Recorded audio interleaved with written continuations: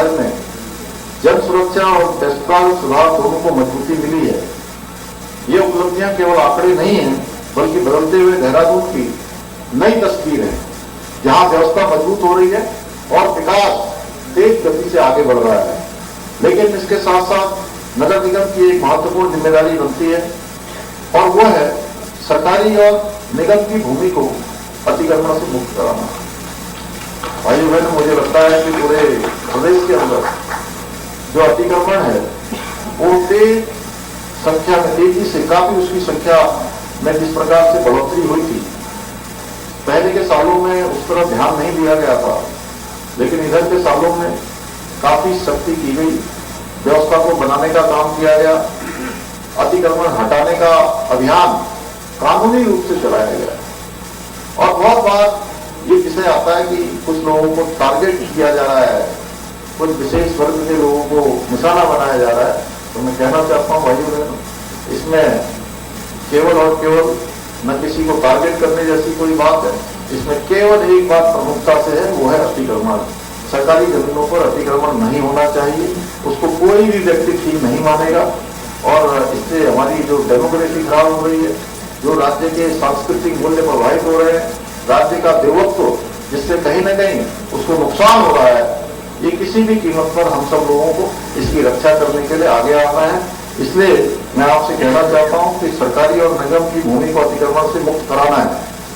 और सरकारी भूमि पर अतिक्रमण न हो, यह हमारी सरकार का स्पष्ट संकल्प और अभियान है। और मुझे इस कार्य में नगर निगम के सभी जनप्रतिनिधियों का और अधिकारियों से केवल सहयोग ही नहीं, बल्कि सक्रिय सहयोग की अपेक्षा है कि आप सब इसको व्यवस्थित करते हुए व्यवस्था के तहत उसको कहीं न कहीं अतिक्रमण मुक्त कराने का काम करना है। हम मिलकर ये सुनिश्चित करना होगा हम सभी लोगों को कि नदी नाले पूरी तरह से अतिक्रमण से मुक्त हो, शहर की प्राकृतिक सुंदरता बनी रहे। आपने देखा होगा, हमने एक नए दिनों में एक कानून, एक शासनादेश निकाला है कि जिन भी अधिकारियों के समय में सरकारी जमीन पर या नदी नालों पर, जिनके कारण से कई जगहों पर बड़ी घटनाएं हुई, जो पुराने समय के नाले हैं, बरसाती नाले हैं, गदेरे हैं, उन सब पर जहां से पानी निकलता था, उनके अतिक्रमित होने से बड़ी तबाही आई है, अनेक स्थानों पर तबाही आई है। इसलिए ऐसे स्थानों पर रहने वाले, चाहे वो तहसीलदार होंगे, वहां के एसडीएम होंगे या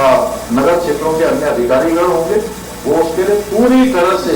जिम्मेदार होंगे अगर सही का अतिक्रमण होता है। क्योंकि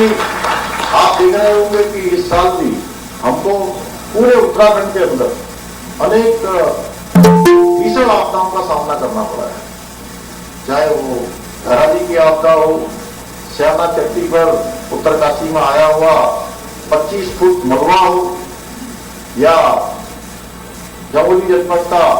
धराली हो, चेपड़ो हो, कुंतरी हो, दुर्मा हो, या रुद्रप्रयाग जनपद का छेनागाड़ हो, पौड़ी जनपद का सैनी हो, भसार का क्षेत्र हो,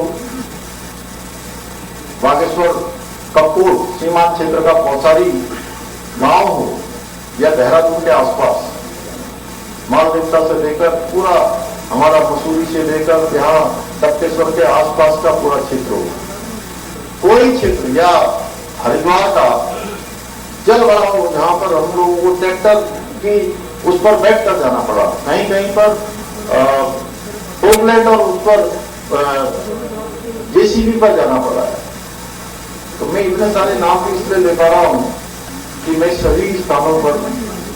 जैसे ही आपदा आई, वहां उन सभी स्थानों पर मैं गया हूं।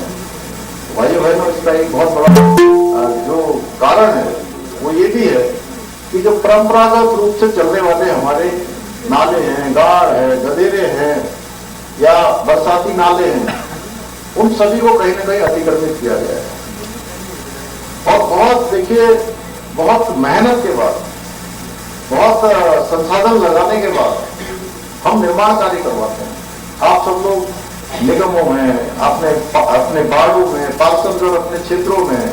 माननीय विधायकगण अपने विधानसभा क्षेत्रों में,